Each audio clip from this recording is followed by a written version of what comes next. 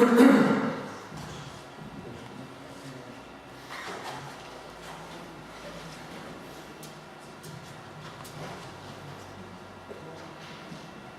pues iniciamos la génesis número 1 en el CSIC, Consejo Superior de Investigaciones Científicas, con el título de los efectos de la gravedad alterada sobre los seres vivos desde la Estación Espacial Internacional a la Sociedad Europea de Investigación de Microgravedad, que va a impartir Francisco Javier Medina, investigador científico del Centro de Investigaciones Biológicas, CSIC, y coordinador de actividades educativos del sí, cuando quieras. Pues muchas gracias. Muchas gracias a los organizadores, especialmente a Mario Monzón, presidente de EREM, por invitarme una vez más. Ya es la tercera vez, me parece, tercera o cuarta vez, que participo en vuestro congreso y lo hago con mucho gusto, con muchas ganas y con mucha ilusión. Y además, desde mi condición también, bueno, desde mi condición, primero desde mi condición de biólogo que trabaja en temas de microgravedad, porque me parece que introduzco en el Congreso el aspecto de la biología, que más que nada como una especie de llamada de atención. Oiga, que además de los cohetes y además de la tecnología y además de la física y además de las ingenierías, también hay biólogos que estamos trabajando en estas cosas, y el saber qué hacen los seres vivos en esas condiciones de ausencia de gravedad es un tema de la máxima importancia. Y entonces, un poco como decir, hola, hola, hola, que aquí estamos también nosotros. Me parece importante el que reiteradamente siga participando en estas actividades. Por otra parte, como miembro del Comité Ejecutivo de la EGRA, de la Organización o la Sociedad Europea de Investigación en Baja Gravedad, la gravedad alterada, realmente que es un concepto emergente hoy día, es importante porque, bueno, como tendremos ocasión de comentar más a fondo un poquito en esta intervención mía, sobre todo mañana por la mañana, tenemos muchas cosas que hacer juntos, hay muchas esperanzas puestas por parte de la EGRA, por parte realmente de la comunidad científica europea de investigadores en gravedad alterada en el nuevo proyecto y en las nuevas iniciativas de la constitución de la red europea de estudiantes en microgravedad, en gravedad alterada. Entonces, pues, con este agradecimiento y con esta ilusión, pues os paso a comentar un poco lo que traía preparado para comentaros. Pues esto, es decir, es meter a los seres vivos en este juego, meter a la Estación Espacial Internacional, fundamentalmente, que yo creo que es evidentemente hoy la herramienta hoy día que tenemos más potente para hacer este tipo de investigaciones, y desde mi experiencia pasada, presente y futura en la Estación Espacial Internacional me parece interesante aportar estas ideas, y luego también meter en juego la EGRA, como sobre todo en este tipo de iniciativas de las que estoy comentando. Entramos entonces, sin más, en el tema biología espacial.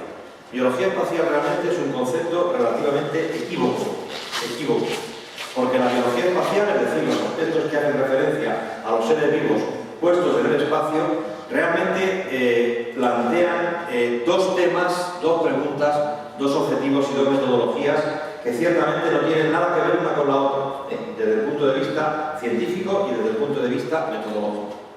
Son dos preguntas, dos objetivos y dos metodologías complementarios. La primera se trata de poner a los seres vivos de la Tierra, a nosotros, que somos seres vivos de la Tierra, pero además a todos los otros seres vivos que nos acompañan en nuestra vida sobre la Tierra, puestos en un ambiente de fuera de la Tierra. ¿Qué pasa si cogemos un ser vivo de aquí y le llevamos allá? Allá lo que pasa, en cuanto al medio ambiente, pasan muchas cosas, pero sobre todo, lo más importante que pasa es que se pierde la gravedad, como bien sabéis. Entonces, esto da lugar a una disciplina científica, que es la biología en microgravedad, el análisis del estrés gravitacional que sufren los seres vivos, y entonces la pregunta fundamental es esta, es decir, ¿los seres vivos son o no son capaces de adaptarse a esas condiciones que existen fuera de la Tierra?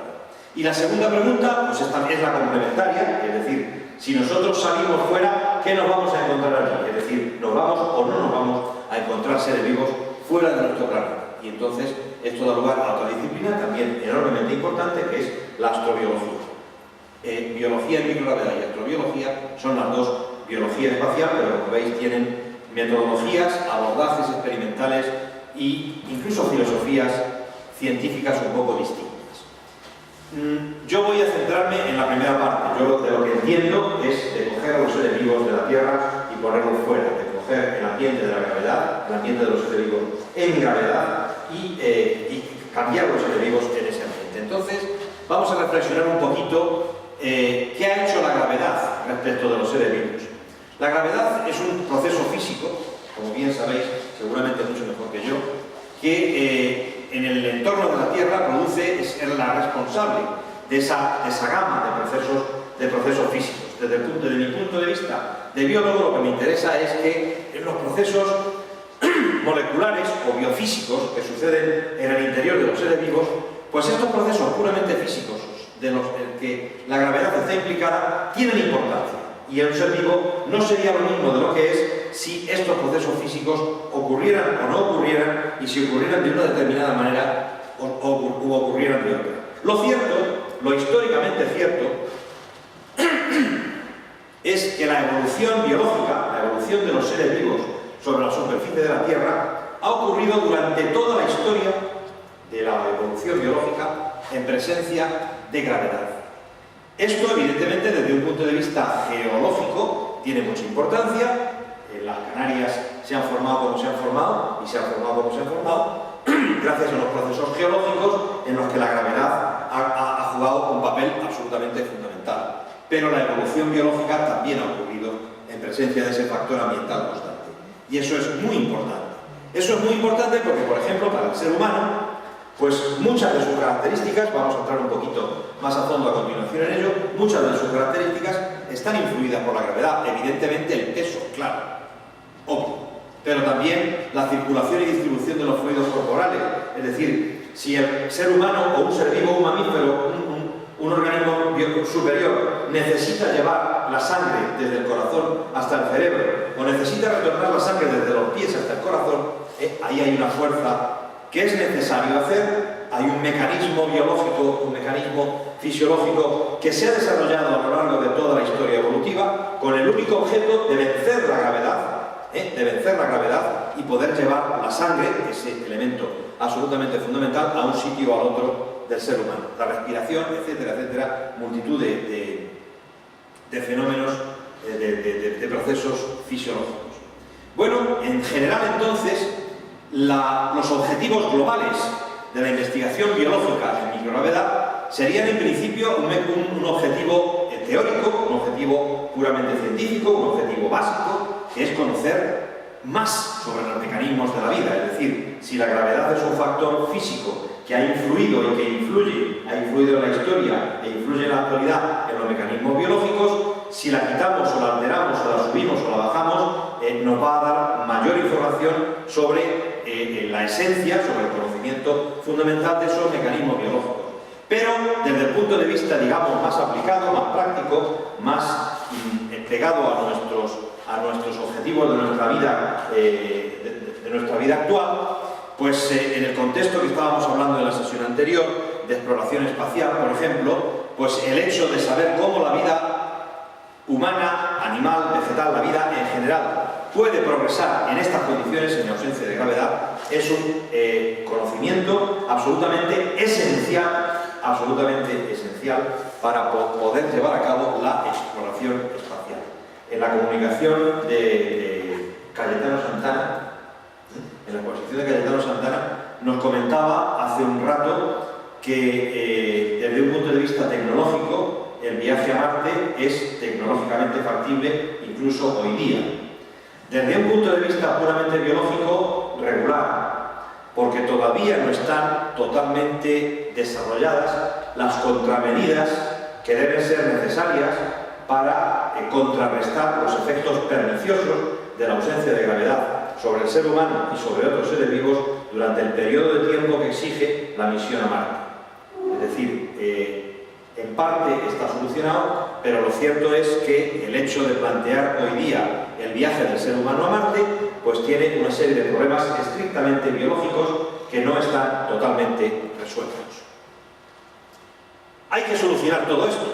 Esto es un un listado elemental, un listado sencillo y breve, pero veis lo largo que me ha salido, no he sido capaz de hacerle más corto, que listando los efectos de la microgravedad sobre la fisiología humana. Fijaros que el metabolismo del calcio, que es absolutamente esencial, no solamente para lo que podemos estimar más obvio, como puede ser la cuestión de la masa ósea, que es lo más macroscópico, lo más visualmente observable, sino multitud de procesos bioquímicos esenciales para multitud de funciones vitales son mediados por la concentración, por la entrada y salida de calcio de las células. Si el metabolismo del calcio se altera, pues hay una cantidad importante de procesos biológicos a gran escala y a escala celular y molecular que se ven alterados. Hay atrofia muscular muy importante. Sabéis que los astronautas en la Estación Espacial Internacional tienen que hacer obligatoriamente una serie de ejercicios musculares, de ejercicio físico. Tienen una bicicleta estática y una serie allí de pesas o de correas o de cosas de este tipo para tratar de contrarrestar la importantísima atrofia muscular que sucede. Hay una aceleración clara del envejecimiento, es decir, si viviéramos, si planteáramos misiones de mayor duración todavía que las que actualmente están previstas para Marte, nos encontraríamos con serios problemas en cuanto al envejecimiento de los astronautas. Evidentemente, alteraciones en la distribución de fluidos.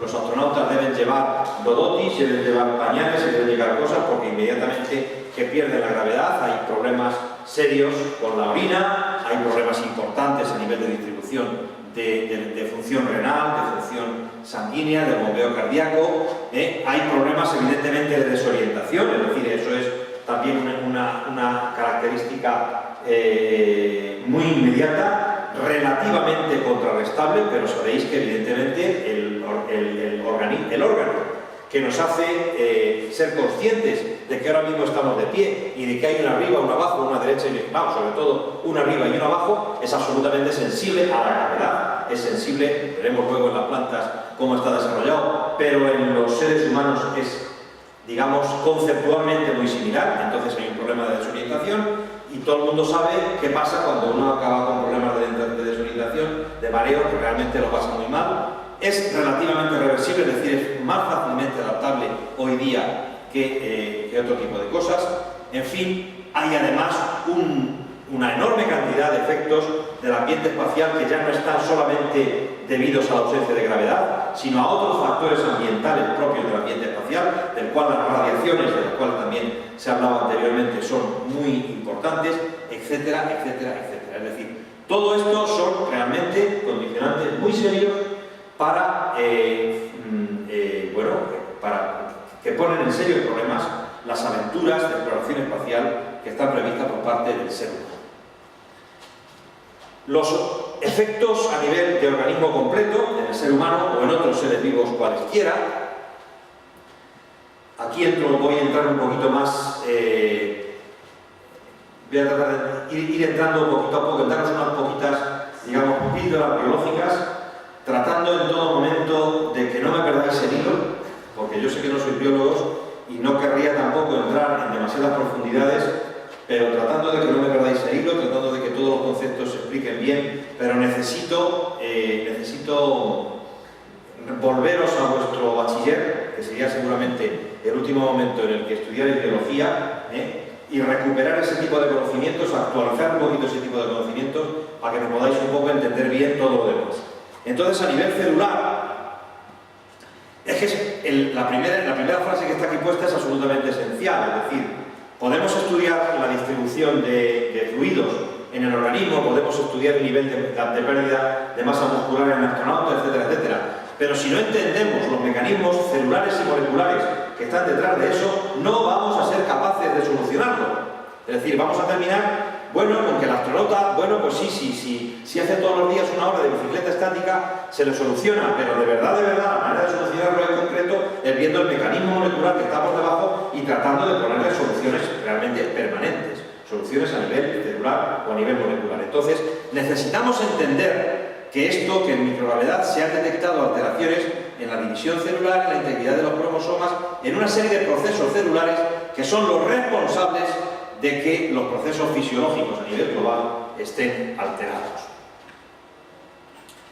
Bueno, todo esto, para solucionar todo esto, para estudiar todo esto, bueno, desde los principios de la carrera espacial, desde los principios del Sputnik, se fue el ser humano, considerado globalmente, es decir, los políticos, el gran público, los científicos, los intelectuales, los filósofos, los sociólogos, los prospectivos, eran más o menos conscientes de que todo esto a nivel global que estaba comentando era realmente importante. Y desde el primer momento en el que Gagarin, hace 50 años, le metieron en el Sputnik y le lanzaron al espacio,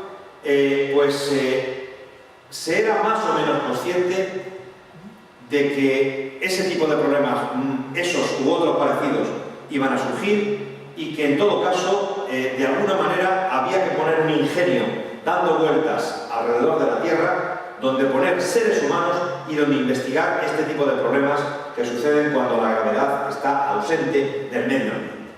Entonces, en esa carrera, en ese progreso, desde Gagarin hasta nuestros días, a lo más que se ha llegado es a tener este bicho importante dando vueltas en una órbita de baja altura alrededor de la Tierra, que lo llamamos la Estación Espacial Internacional. Esto es un aparato muy importante. Esto es un aparato extremadamente caro, extremadamente complejo, está posiblemente en la base de esas críticas. Yo no creo que sean tanto las religiosas como los costes de todo esto, es decir, el dinero que de la investigación se tiene que detraer para financiar aparatos como esto y que no se va a otro tipo de investigación. Finalmente son celos científicos los que están, esto ya digo, o sea, cuesta muy caro, es muy duro de mantener, pero fijaros lo que comentaba antes en mi intervención en la discusión que se ha montado. Ningún otro objetivo pacífico ha sido capaz de poner de acuerdo a los americanos, a los europeos, a los rusos, a los japoneses, a los canadienses, más que este. Fijaros si es importante el hambre en el mundo, fijaros si es importante el cáncer, fijaros si es importante las enfermedades cardiovasculares, fijaros si es importante el cambio climático, fijaros si es importante un montón de problemas que aquejan a la humanidad. ¿Qué tendrá el espacio? ¿Qué tendrá el mirar hacia arriba y decir qué coño hay ahí arriba? ¿Qué tendrá el espacio? Que ningún otro proyecto pacífico desde la guerra, en toda la historia de la humanidad, es decir, digo desde la guerra mundial, pero realmente en toda la historia de la humanidad, ha sido capaz de poner de acuerdo a esos países más que a la construcción de este bicho que está a 450 kilómetros por encima de nuestras cabezas, con el único objeto de estudiar, aparte, de problemas de observación de la Tierra, problemas de física de los materiales y tal, pero de estudiar qué le pasa al ser humano y a otros seres vivos cuando la gravedad se quita del medio ambiente en el que viven. Pues este empeño, la herramienta única y sin precedentes para realizar experimentos en microgravedad, es la empresa cooperativa para la paz más importante de la historia de la humanidad. Con esa idea le dieron el premio Príncipe de Asturias en 1999 y esa es nuestra herramienta más importante para realizar todo este tipo de investigaciones. Algunos datos sobre la Estación Espacial Internacional: el número de laboratorios, la inclinación de la órbita, la masa, el peso. Fijaros la pasta que ha costado, tremenda, que vamos a hacer, es decir, esto es así. La tecnología que se ha puesto en juego, la cantidad de retornos que ha traído de tipo tecnológico, de tipo, es decir, la investigación, por ejemplo, sobre la pérdida de calcio, sobre las alteraciones del metabolismo, sobre las alteraciones de los fluidos corporales, son importantísimas en medicina. Se ha avanzado en la osteoporosis, se ha avanzado en las investigaciones cardiovasculares enormemente gracias a las investigaciones que se han realizado ahí. Se ha avanzado en envejecimiento gracias a las investigaciones que se han realizado ahí y que se están todavía realizando. Su construcción ha tenido una cantidad enorme de vicisitudes, sobre todo debidas al trágico accidente del Columbia, que ocurrió en 2003 y que puso en serias dudas la construcción y el ensamblaje de la Estación Espacial, porque realmente en la construcción de la Estación Espacial Internacional, hay que decirlo, era totalmente dependiente, 100% dependiente de la actividad de los shuttles, de los transbordadores espaciales norteamericanos. Y si los norteamericanos pusieron en duda que su shuttle, que su aparato, que su vehículo transportador era fiable o no, eso ponía en serio riesgo el ensamblaje y la construcción de toda la estación. Finalmente se tuvo la osadía, el atrevimiento de contraviento y marea, contra una opinión pública muy dividida en los Estados Unidos, tirar para adelante, en ese sentido también la propia opinión pública dentro de las divisiones, pero el pueblo norteamericano realmente dijo que aquello merecía la pena tirarlo para adelante, y efectivamente se tomó la decisión de mantener un vehículo obsoleto, por otra parte, absolutamente. Hace muchos años que estaba ya obsoleto la tecnología del transbordador espacial norteamericano, mantenerle activo, mantenerle, entre comillas, vivo, hasta que la Estación Espacial Internacional estuviera totalmente ensamblada, totalmente construida. Eso hoy es una feliz realidad. Es una feliz realidad. El Shuttle se ha jubilado, felizmente, el Atlantis, el Discovery, los últimos transbordadores cumplieron su misión, llevaron los últimos elementos de ensamblaje de la estación, y ya en este mismo año de 2011 se ha completado la construcción de la estación, el ensamblaje de la Estación Espacial Internacional con todos sus módulos, y bueno, y los Shuttle evidentemente por fin pues, se han jubilado, porque ya los pobres no daban más de sí. Se le prevé, en estos momentos, se le prevé una vida útil de aproximadamente hasta el año 2020 de momento. En 2020 el acuerdo de las agencias, de los socios, es de replantearse si todavía aquello sigue mereciendo la pena o lo tiramos a la chatarra espacial y lo desmantelamos porque vamos a otro tipo de actividades. La crisis económica global, en ese sentido, es una amenaza muy seria, muy importante, que pesa mucho sobre nuestras cabezas. Concretamente, la Agencia Espacial Europea va a tener comité ministerial este próximo año de 2012, y ahí habrá, supongo que, importantes decisiones relativas a el mantenimiento en todo, en parte, en qué condiciones del programa de microgravedad de la Agencia Espacial Europea, por la que nosotros, los europeos, nos toca, y veremos a ver en qué medida los ministros de tecnología o del ramo, en fin, responsables de las agencias espaciales nacionales y europeas, englobadas en la ESA, pues dan el paso efectivamente adelante de tirar, de no aplicar recortes excesivos a los programas de microgravedad que son importantes. En todo caso, pues ya digo, en estos momentos la voluntad política es de continuidad, una vez que el Shuttle se ha jubilado. En estos momentos, de todas formas, hay problemas importantes, sigue habiendo problemas importantes, porque esto no es una empresa fácil de ninguna de las maneras.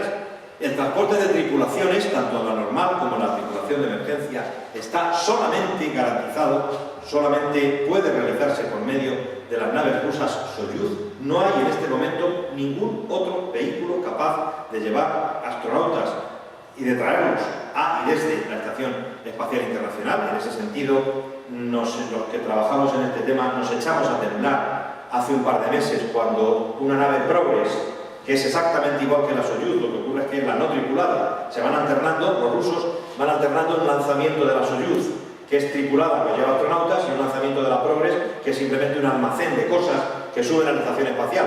Entonces resultó que hace, no sé, supongo que os enteraréis, que un cohete Soyuz con una nave Progress se estampilló, se pegó un trastazo importante, reventó, y eso, una cosa que se suponía de una fiabilidad extrema, pues resultó que tampoco era tan fiable y nos echamos un poco a temblar. Afortunadamente, parece que se solucionaron los problemas y ha habido ya nuevos lanzamientos de la Soyuz y de la Progress con éxito, y parece que el programa continúa sin problemas. Entonces, el transporte de materiales, no de astronautas, no de personas, sí está garantizado por más vehículos. Hay una nave, evidentemente esta Progress que os comentaba, una nave europea y una nave japonesa que hacen el servicio.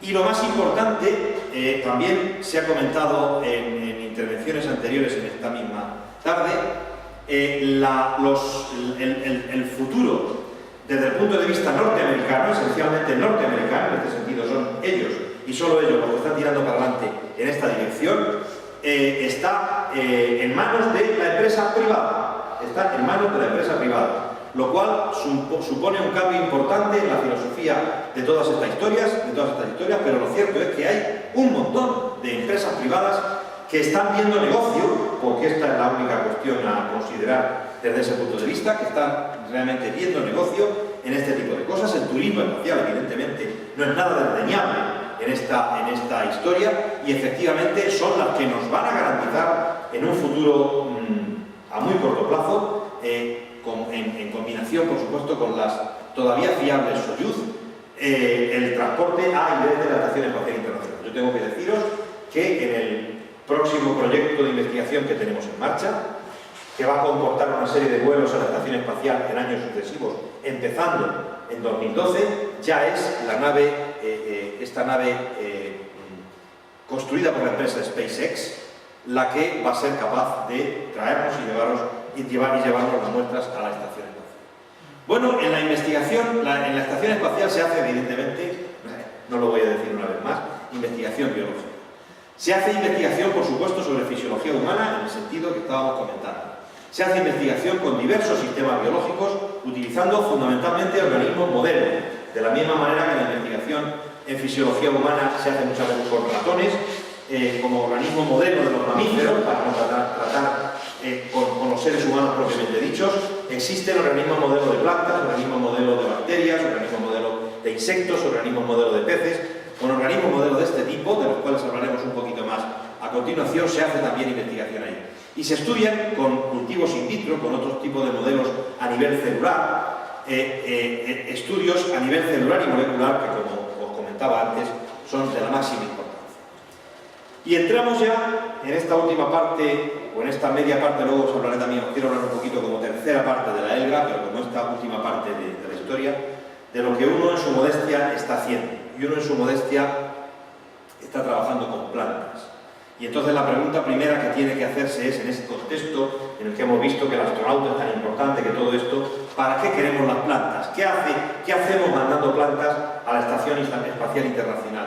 ¿Qué podemos aprender y cómo nos podemos beneficiar de la investigación con plantas en la Estación Espacial Internacional?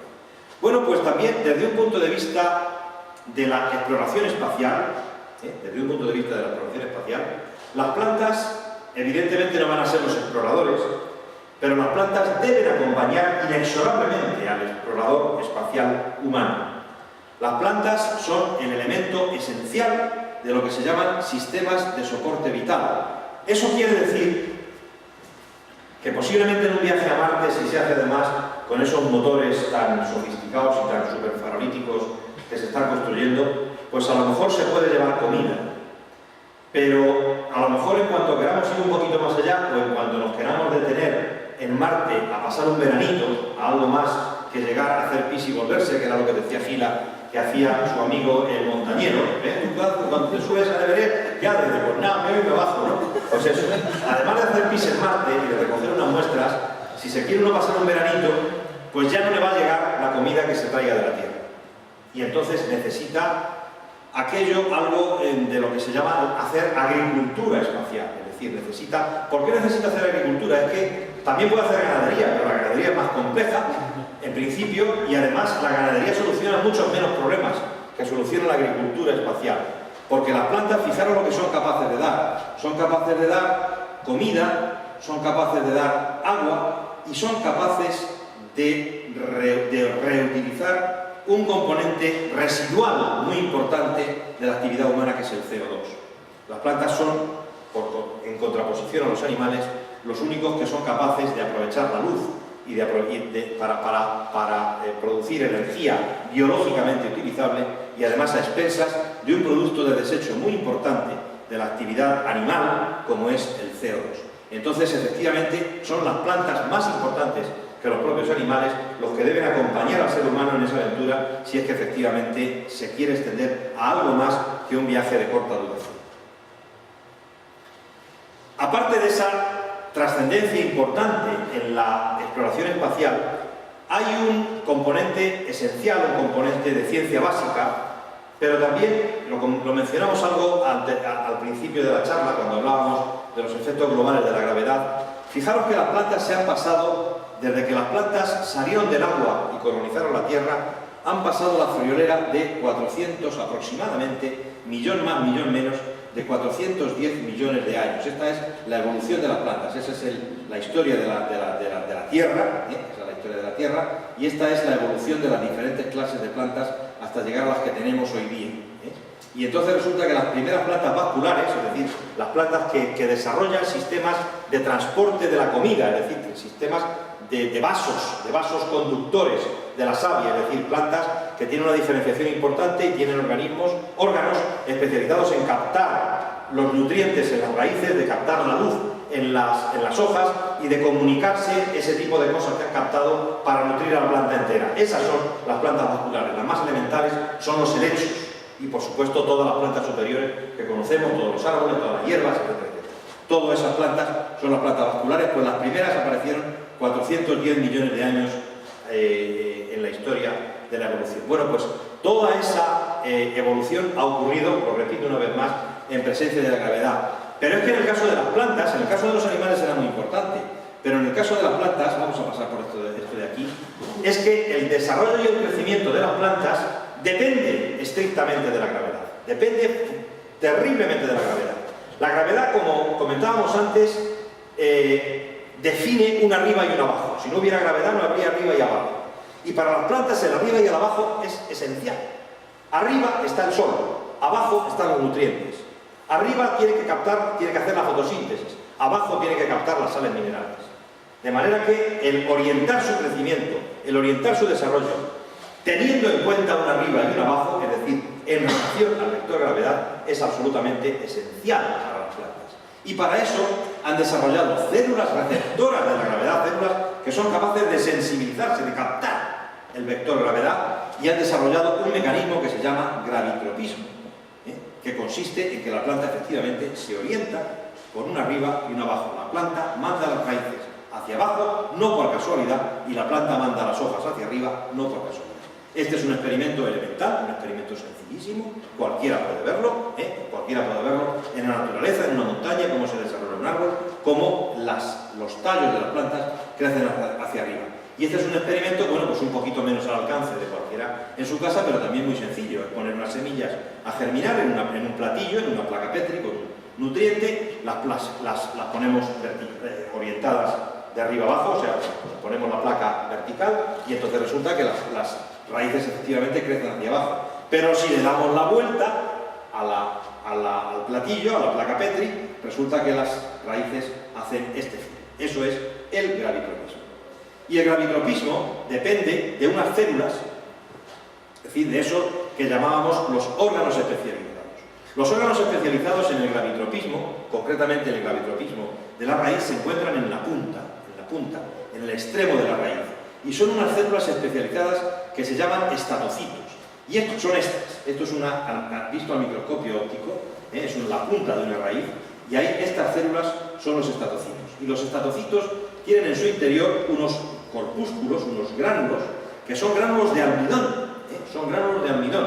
El almidón es un nutriente barato para la planta, es un nutriente pesado, relativamente pesado, y que puede efectivamente, digamos, sedimentarse por efecto de la gravedad.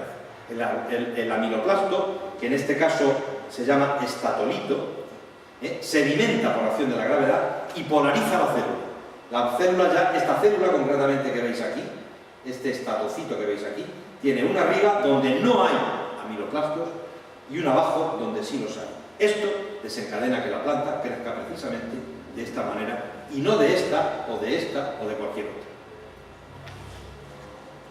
El resultado es este, fijaros.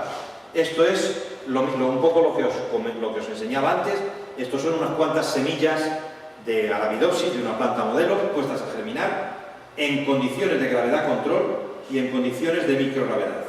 Las plantas que han crecido en gravedad control tienen todos sus tallos y todas sus raíces perfectamente orientadas en la dirección de la gravedad.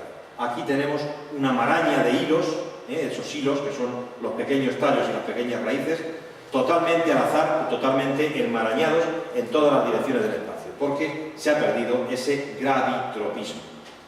La gravedad también tiene una importancia un poquito más sofisticada, pero tiene una importancia también en la forma de la planta.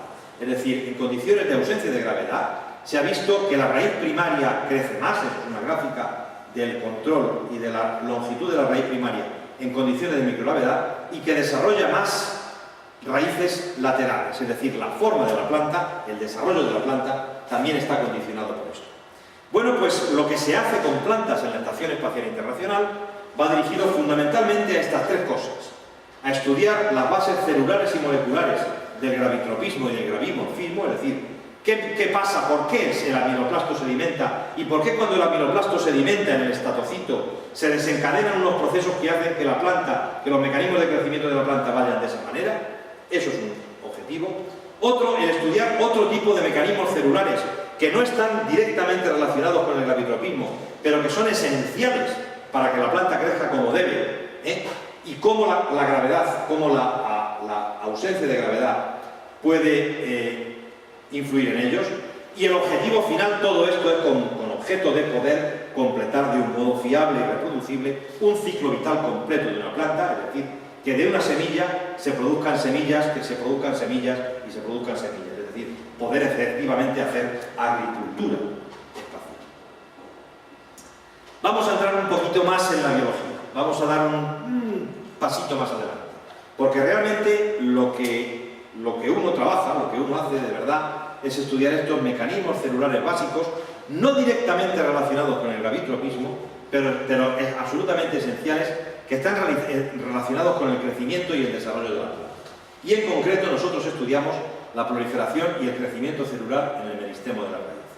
¿Por qué son básicos estos mecanismos, la proliferación y el crecimiento celular? ¿Por qué son básicos para el crecimiento y el desarrollo de la planta? Pues fijaros, yo creo que os puede interesar esto. El crecimiento de una planta está fundamentalmente condicionado por el equilibrio entre dos procesos que ocurren en las células: la proliferación y la diferenciación. Es decir, el que la planta crezca y se desarrolle normalmente depende de que haya continuamente unas células que estén en división permanente y que provean de nuevos materiales continuamente, sin parar. Y que de esa población de células que se origina continuamente, de vez en cuando, unas pocas de ellas, se salgan de ese ciclo celular, de esa sucesión de divisiones y producción de células, se salgan de ahí y se especialicen en hacer algo. En el caso de las plantas, pues que sean corteza, o que sean reservas, o que sean hoja, o que sean rama, o que sean células especializadas, células diferenciadas. Del equilibrio de estos dos procesos, este es el primero, la proliferación. Una célula crece, se divide, crece, se divide, crece, se divide, crece, se divide. Y en un determinado momento, una de estas células que ha crecido se sale de ahí, no se divide, esto vamos a prescindir de ello, y se expande. Y esa expansión implica cambiar de forma, cambiar la expresión de determinados genes, produce una célula grande, que ya no es como estas, es una célula muy grande, que es capaz de hacer solamente una cosa y nada más que eso. Bueno, eso es las plantas, todos los seres vivos funcionan así, pero en el caso de las plantas es el que estamos considerando, ese equilibrio entre proliferación y diferenciación. Por eso son importantes. La proliferación, ese ciclo continuo de producción de células, una detrás de otra, sucede en unos tejidos especializados que se llaman meristemos. Fijaros, esto es la punta de una raíz esquematizada. Aquí era donde decíamos antes que estaba, donde veíamos antes que estaban los estatolitos. Un poquito más arriba, en esas capas de células que están coloreadas, es donde está sucediendo esa producción continua de células. Ese es un tejido que se llama meristemo. Son unas poquitas capas de células que están continuamente produciendo células. Y ese es el proceso que nosotros hemos analizado, qué le pasa en microgravedad. Para que ocurra esa proliferación dentro de la propia célula, esa proliferación depende también de un equilibrio interno a la célula, que es el equilibrio entre la división de la célula y el crecimiento de la célula. Fijaros, esto es una célula que no se está dividiendo y esto es una célula que sí se está dividiendo. La célula que no se está dividiendo tiene un determinado tamaño. Para que la célula esta se pueda dividir, lo primero que necesita es crecer, alcanzar un tamaño doble. Y una vez que ha alcanzado un tamaño doble, ya se puede dividir en dos, y esas dos provocarán otra vez esa. Bueno, pues la proliferación y el crecimiento celular, que fundamentalmente es sintetizar proteínas, producir una detrás de otra proteínas hasta que esas proteínas hagan una célula grande, una célula capaz de poderse dividir. Bueno, pues eso tiene que estar estrechamente relacionado, y eso es lo que nosotros hemos investigado sobre si se altera o no se altera en microgravedad. Las consecuencias son fundamentales, Las consecuencias de que eso se altere o no se altere en microgravedad pueden producir que el desarrollo de la planta entera se nos venga abajo. Si ese equilibrio delicado entre la producción de células y la diferenciación de células se altera porque la proliferación no sucede como debe de suceder, el crecimiento de la planta entera se nos viene absolutamente abajo. Y eso, que son funciones además esenciales de todos los seres vivos, no solamente tiene trascendencia desde el punto de vista de las plantas, sino que ese tipo de procesos que suceden en todos los seres vivos tienen también que ver con los seres humanos y tienen también que ver con los animales. Nos planteamos estudiar eso en el espacio. Me estoy enrollando mucho. ¿Cuánto tiempo hablamos más? ¿10 minutitos más? Sí. Ven. Nos planteamos hacer eso en el espacio y nos encontramos con que, bueno, eso nosotros éramos capaces de hacerlo, ese tipo de investigaciones en nuestro laboratorio, bueno, con las dificultades propias que tiene todo esto, pero sabíamos cómo hacerlo. Al plantearnos hacerlo en el espacio nos encontramos, mira, no los voy a enumerar, pero fijaros el listado de problemas específicos de la investigación espacial. Este es el laboratorio, este es el módulo ruso de la Estación Espacial Internacional. Ese es el laboratorio que se encontró Pedro Duque para hacer el experimento que nosotros le encargamos hacer. Y esto es un follón, donde aquí hay que encontrar las cosas, donde el Pedro Duque no es tan buen auxiliar de laboratorio como la persona que nos ayuda a nosotros en el laboratorio, donde si usas un componente volátil que es tóxico, montas un pollo de cuidado en la estación espacial porque empiezan a sonar alarmas por todos los sitios. Es decir, la complicación donde no hay el sitio que necesitas, donde no tienes otro colega al que le preguntes la duda. Es decir, hay un montón de problemas específicos de la investigación espacial que seguramente son los responsables de los 20.000 millones de euros, claro. Es decir, adaptar la investigación del laboratorio, hacerla en estas condiciones, a solucionar todo este tipo de cosas, joroba, pues cuesta. Es decir, cuesta, y ahí están los 20.000 millones de euros, en parte al menos metidos en tratar de solucionar todos esos problemas. Bueno, pues nosotros, mi primera experiencia, mi bautismo de fuego en la investigación espacial fue esta misión Cervantes, donde participó, como podéis recordar, Pedro Duque. Las misiones estas eran misiones Soyuz, que se utilizaban con objeto de reemplazar la cápsula Soyuz, que está en la estación permanentemente como vehículo de auxilio, como vehículo de escape, de emergencia, para sustituir la tripulación. Y de paso, Pedro Duque, que iba y venía en la misión que duró aproximadamente 10 días, se le encargaron hacer 24 experimentos científicos, que no es poco, en el módulo ruso de la Estación Espacial Internacional, de los cuales 5 fueron biológicos y 3 fueron promovidos por investigadores españoles. Desgraciadamente, solo 3, hay que decir, penosamente. Pero bueno, el experimento RUT fue uno de ellos y fue dirigido desde nuestro laboratorio. Se trataba de estudiar qué pasaba con esos procesos biológicos que os he comentado cuando se sometían las plantas al ambiente de microgravedad, proliferación celular y la biogénesis de los ribosomas asociada al crecimiento celular. Esas son las cajitas donde se metió el material. Como material biológico se utilizó una especie de modelo, es decir, una planta que no vale para nada. Es una planta de los caminos, es una hierbecita, pero que resulta que, igual que los ratones tampoco valen para nada, pero resulta que los ratones son el modelo de mamífero que se utiliza en el laboratorio. Algo parecido le sucede a la Arabidopsis thaliana, y es que tiene un genoma y unas características que le hacen especialmente favorable para hacer este tipo de experimentos. Y así se planteó el experimento, es decir, se mandaron semillas al espacio, se pusieron a germinar durante 4 días en un incubador que había allí. Las plántulas se fijaron en una sustancia capaz de poderlas transferir luego a la Tierra en condiciones de ser analizadas, y posteriormente se observaron al microscopio y se cuantificaron las estructuras celulares y se vieron los cambios que había sucedido por comparación con otras plantas que habían sufrido el mismo procesamiento y el mismo tipo de tratamiento que las plantas del espacio. Fijaros, hubo que preparar unas cajas herméticas, que son estas, y en su interior poner unas bolsitas de plástico, que son estas, y en su interior poner un papel de filtro, que es este, y esos puntitos son las semillas de la Arabidopsis. Debajo de las semillas, no sé si veis ahí unas barritas, unas cosas, esos son unas ampollas, unos capilares de vidrio.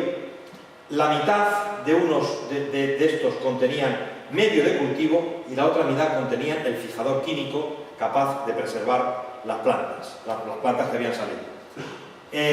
Lo que se hizo fue, se mandó esto al espacio tal cual está ahí, y entonces cuando tocó hacer el experimento, aquí dentro había un motor que rompió la mitad de las ampollas y liberó el medio de cultivo hasta empapar el papel de filtro.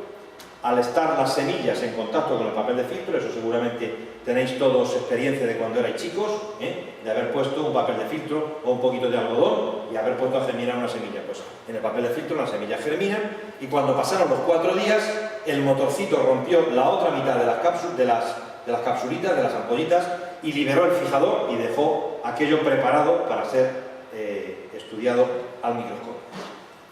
Esto, bueno, estos ya son anécdotas que aligeran un poco el rollo este que os estoy soltando. Esto es la preparación del experimento en el que hubo que enseñar a Pedro Duque el botoncito que tenía que apretar para que se rompieran las ampollas de un tipo y las ampollas de otro. Y para eso hubo que ir a la Ciudad de las Estrellas, de Rusia. Esto es una reproducción que había allí del módulo ruso. Este es un fulano ruso que andaba por allí guardiando. Y esto es una foto tomada durante la misión Cervantes. Este es Pedro Duque, como sabéis, y este es Michael Foale, que es el astronauta americano que subió con él y que se hizo la foto porque hacía bonito. Este es el laboratorio, o sea, este es el módulo ruso de verdad, arriba, es decir, ahí es donde está la caja con los experimentos nuestros, el mío y el de Roberto Marco, que también llevaba experimentos con moscas para realizar. Ahí está Pedro Duque con esos. El incubador donde se pusieron las muestras es ese, y bueno, pues ahí estuvo la cosa. Y eso es lo que nos vino, fuimos cuando terminó la misión, fuimos a Moscú y en la Ciudad de las Estrellas abrimos las bolsas de plástico, ahí veis las ampollitas de vidrio, que ya están efectivamente rotas, y estas son las semillas germinadas y fijadas que recogimos con mucho cuidado, las metimos en unos tubitos y nos las llevamos a Madrid a analizarlos. El resultado fue realmente muy interesante. Tan interesante como que nos ha abierto una línea de investigación que estamos tratando de completar, de investigar más en profundidad, de ahondar en ella, porque el resultado importante fue que efectivamente había alteraciones en el crecimiento y la proliferación celular. La más importante, bueno, estos son imágenes obtenidas del material, imágenes al microscopio. Esto es la punta de la raíz, ya sabéis, ya os vais familiarizando con ella, y estas son capas de células meristemáticas de ahí, cómo están alteradas en condiciones de microgravedad y en condiciones control. Lo importante que encontramos fue que efectivamente lo que estaba junto en la Tierra se separa en el espacio. Lo que Dios ha unido, que no lo separa el hombre, pues aquí lo que Dios ha unido en la Tierra lo separa el hombre en el espacio. Es decir, el crecimiento y la proliferación celular, sobre los que se basa la producción de células que se necesitan para que la planta crezca, el crecimiento y la proliferación celular que en la Tierra van perfectamente acompasadas, que se necesita que la célula crezca y se divida, crezca y se divida, crezca y se divida. Pues no, pues en el espacio eso se separa, eso se desacopla, y resulta que las células se dividen antes de alcanzar el tamaño necesario. Eso es muy importante porque resulta que todo eso está basado en un complejísimo equilibrio de elementos reguladores que hacen que el crecimiento vaya pasito a pasito y que no se pase a una fase siguiente de crecimiento si no está bien comprobado que todo está bien organizado desde el anterior. Bueno, pues parte de esas cosas se encuentran, ¿veis? Este es el ciclo celular que va pasando por sucesivas fases. Este ciclo de división celular está distorsionado en el espacio, y eso es bastante importante. Esto es bastante importante como para considerar la ausencia de gravedad como un estrés para la planta de gran magnitud que es detectable y frente al cual la planta efectivamente debe poner en juego mecanismos de supervivencia, que es justamente en lo que nosotros estamos investigando. Y lo que estamos investigando es la fase sucesiva, que es el futuro, un nuevo proyecto para 2012-2015, que es este proyecto Seedling Growth, en el cual vamos a introducir un nuevo componente que es la luz, a tratar de ver si una irradiación suplementaria a las plantas es capaz de compensar o no ese mecanismo estropeado. La luz y la gravedad. No insisto más en ello, pero destaco que la forma y el tamaño de la planta dependen muy esencialmente de la interacción de esos dos factores. Se sabe, o sea, esto no es tampoco hablar por hablar, se sabe que efectivamente la irradiación con luz roja estimula la proliferación celular, incrementa la fosforilación de proteínas, que es un factor importante en que aquello funcione mejor, induce la expresión de determinados genes que son importantes que se induzcan, y entonces lo que vamos a hacer en un proyecto que co-dirigimos el profesor Kiss de la Universidad Miami, que no está en Florida, sino está en Ohio, qué cosas, y un servidor, pues vamos a estudiar el efecto activador de la luz roja como posible atenuante del estrés gravitatorio en ese proyecto.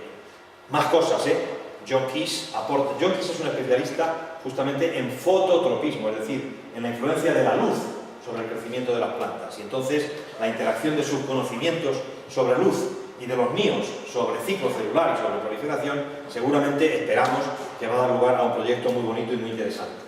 En principio vamos a utilizar los vehículos Dragón, construidos por SpaceX, nuevos, todavía están sin estrenar, y los pretendemos ya utilizar en diciembre, dentro de un año, en diciembre de 2012, para el primer experimento. Nos han autorizado a hacer, estamos contentísimos, porque nos han autorizado a hacer 4 experimentos sucesivos en la Estación Espacial Internacional, en 2012, 13, 14, 15. El de 2012 es sobre todo de ellos, sobre todo americano. En 2013 entra un servidor en juego y vamos a ver esas cosas desde nuestro punto de vista con más detalle. Claro, las condiciones experimentales hoy día ya no tienen nada que ver con las que eran en la misión Cervantes en 2003. Eso lo vamos a hacer en el nuevo módulo Columbus, la mayor aportación de la ESA, la mayor aportación europea a la estación espacial. Y dentro de ese módulo está un aparato que se llama el European Modular Cultivation System, y dentro de ese European Modular Cultivation System hay un hardware específico donde vamos a crecer ahí las plantas. Eso es el módulo Columbus dentro de la ESA. Ahí es una maqueta donde está construido, y ahí hay ya un investigador, un astronauta trabajando en el módulo. Ahí hay aparatos fantásticos, por 20.000 millones de euros, que tienen que irse por algún sitio.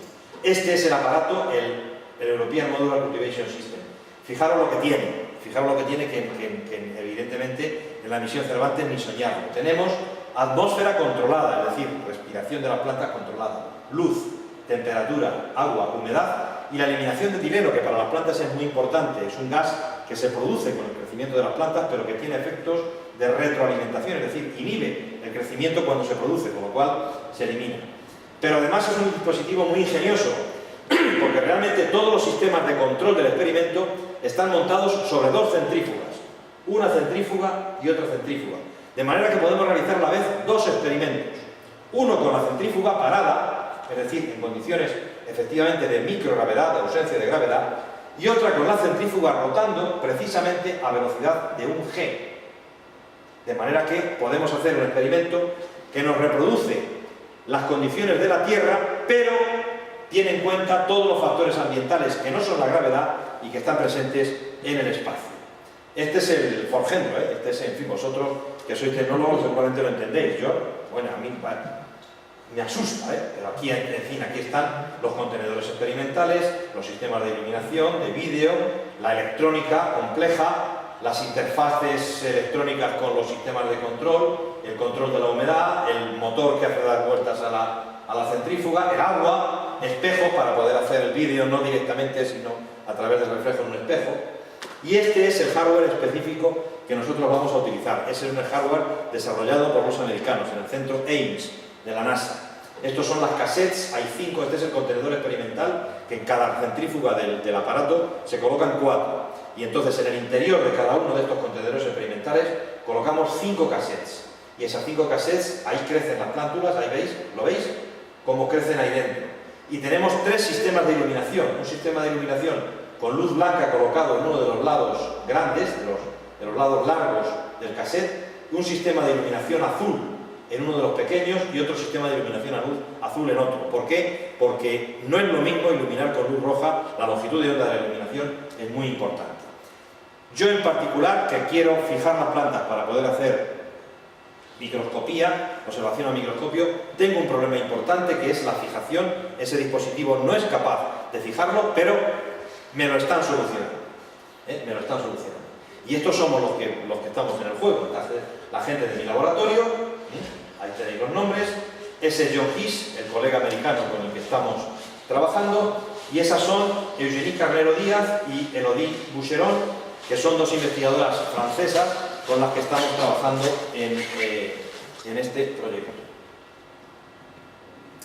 Y bueno, pues este es, en fin, los que están al tanto del proceso, los que nos dan los dineros, la NASA, la ESA, el Ministerio, importantísimo, el Plan Nacional de Investigación y Desarrollo que nos está dando los dineros, y el CNES que paga a los franceses a hacer sus investigaciones. Yo creo que de la EGRA vamos a hablar mañana, porque ya me he enrollado demasiado, y entonces como mañana vamos a hablar de la organización de estudiantes y todo esto, son las tantas, os he metido un rollo que os habéis quedado absolutamente tiritando, de cosas además que bueno, que hacía mucho tiempo que no revisabais, pero que ha estado bien revisarlas, ¿o no? ¿Ha estado bien revisarlas? Y entonces de la EGRA hablamos mañana. En el contexto de la Organización Europea, si quieres, Amalio, que yo antes diga 4 palabras de lo que es la EGRA y luego ya entramos en la red europea de estudiantes, pues lo hacemos así. Perfecto. ¿Vale?